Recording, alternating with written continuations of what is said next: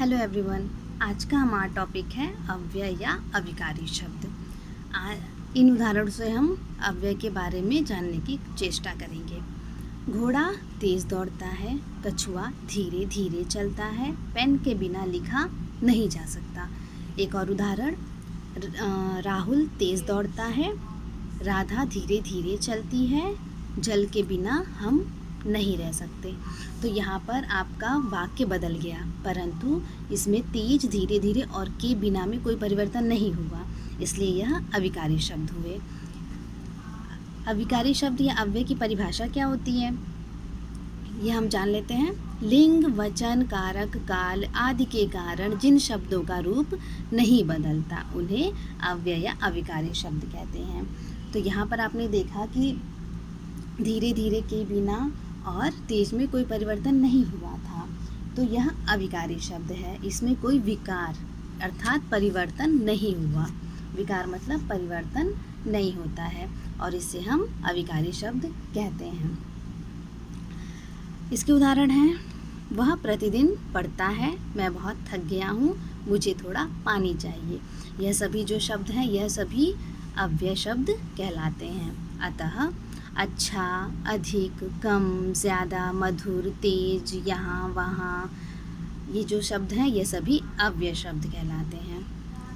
अव्यय या अविकारी शब्द के निम्नलिखित प्रकार होते हैं। जैसे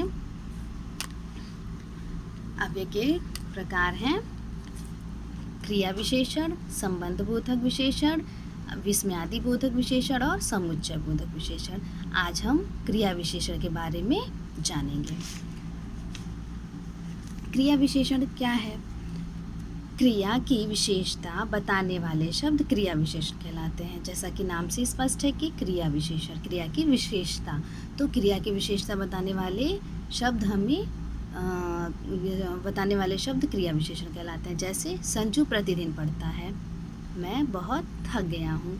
यहाँ पे पढ़ाई हो रही है, पढ़ने का कार्य हो रहा है जो कि प्रतिदिन का हो रहा है, और यहाँ पे थक गया हूँ, मैं थक गया हूँ बहुत कम, या मैं ये होता है कि मैं कम थका हूँ, थोड़ा, बहुत, तो यहाँ पे मैं बहुत थक गया हूँ जो कि हमें क्रिया की विशेषता के बारे में बता रहा है। क्रिया विशेषण के 4 उपभेद होते हैं। क्रिया विशेषण के मुख्यतः 4 उपभेद होते हैं। पहला, स्थानवाचक, कालवाचक, परिमाणवाचक और रीतिवाचक विशेषण। यह सभी क्रिया विशेषण के प्रकार हैं। क्रिया विशेषण क्या है यह हम लोगों ने जाना। अब हम इसके उपभेद के बारे में जानते हैं, अर्थात स्थानवाचक के बारे में। स्थानवाचक क्रिया विशेषण क्या है?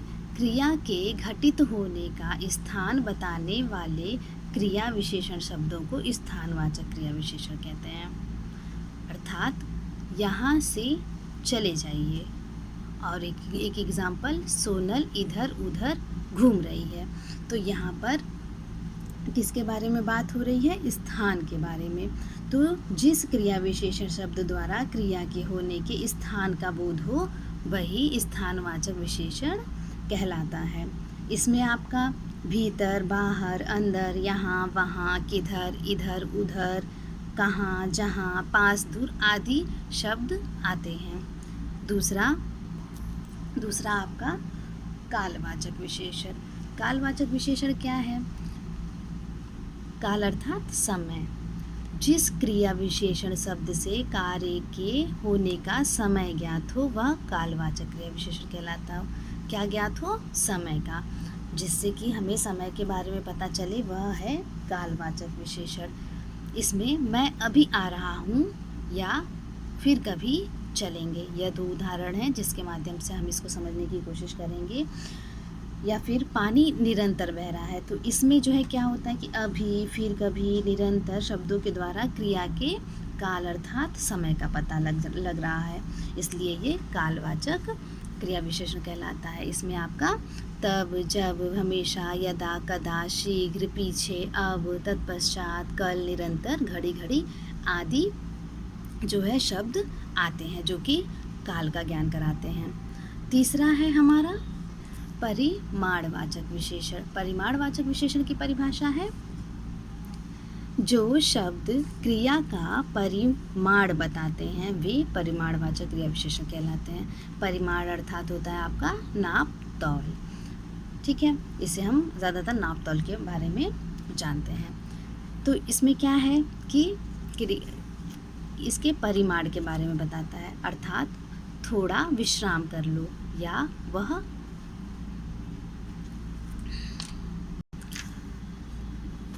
इसमें थोड़ा विश्राम कर लो, या फिर आज कम बच्चे आए हैं, वह कम खाता है, उसके पास काफ़ी पुस्तकें हैं। तो यह सब जो उदाहरण है यह सभी परिमाणवाचक क्रिया विशेषण के उदाहरण होते हैं। इसमें कुछ शब्दों का प्रयोग परिमाणवाचक विशेषण और परिमाणवाचक क्रिया विशेषण दोनों में समान रूप से किया जाता है, जैसे कि थोड़ा, कम, काफ़ी आदि।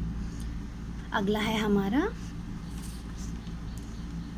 रीतिवाचक विशेषण। रीतिवाचक विशेषण क्या है? रीतिवाचक विशेषण जिन शब्दों द्वारा क्रिया संपन्न होने की रीति का बोध हो वह रीतिवाचक क्रिया विशेषण कहलाते हैं। ठीक है, अर्थात कि कछुआ धीरे धीरे चलता है और वह अचानक आ गया। तो यह जो धीरे धीरे और अचानक शब्द है यह हमें रीतिवाचक विशेषण के बारे में बताता है। ऐसे ही दिन जल्दी जल्दी ढल रहा है, या संभव है कि वह आए, कृपया धीरे चलिए। तो इन वाक्यों को जब हम ध्यान से पढ़ते हैं तो इसमें जल्दी जल्दी, संभव है, धीरे धीरे, अचानक शब्दों के द्वारा क्रिया के होने की रीति का बोध होता है। ठीक है, अतः यह रीतिवाचक क्रिया विशेषण कहलाते हैं। इसमें जो है जल्दी जल्दी, सचमुच, अवश्य तथा यथा, ठीक तथा, नहीं आदि शब्द आते हैं। और भी बहुत सारे शब्द इसमें आते हैं, जैसे कि क्योंकि, बेशक, शायद, और बहुत सारे ऐसे शब्द हैं जो कि रीतिवाचक के क्रिया विशेषण के बारे में बताते हैं। ध्यान दें, परिमाणवाचक। परिमाणवाचक का क्या मतलब होता है? परिमाण का मतलब होता है नाप तौल, और रीतिवाचक का मतलब होता है ढंग, अर्थात उसके ढंग के बारे में हमें पता चले तो वह जो है रीतिवाचक कहलाता है। और हम परिमाणवाचक में नाप तौल के बारे में जानते हैं तो वह हमें परिमाणवाचक विशेषण के बारे में बताता है। आज का गृह कार्य, अव्यय की परिभाषा लिखिए, अव्यय के प्रकारों के नाम लिखिए, निम्नलिखित वाक्यों में से क्रिया विशेषण छांटिए। पहला वाक्य, यह एक ईमानदार कर्मचारी है। दूसरा, कुलदीप ने 3 मीटर कपड़ा खरीदा। तीसरा, कुछ लोग झूठ नहीं बोलते हैं। चौथा, मनु ऊपर कमरे में सोता है। पांचवा, मेरे पास कुछ पुस्तकें हैं। इसमें से आपको क्रिया विशेषण छांटकर लिखना है।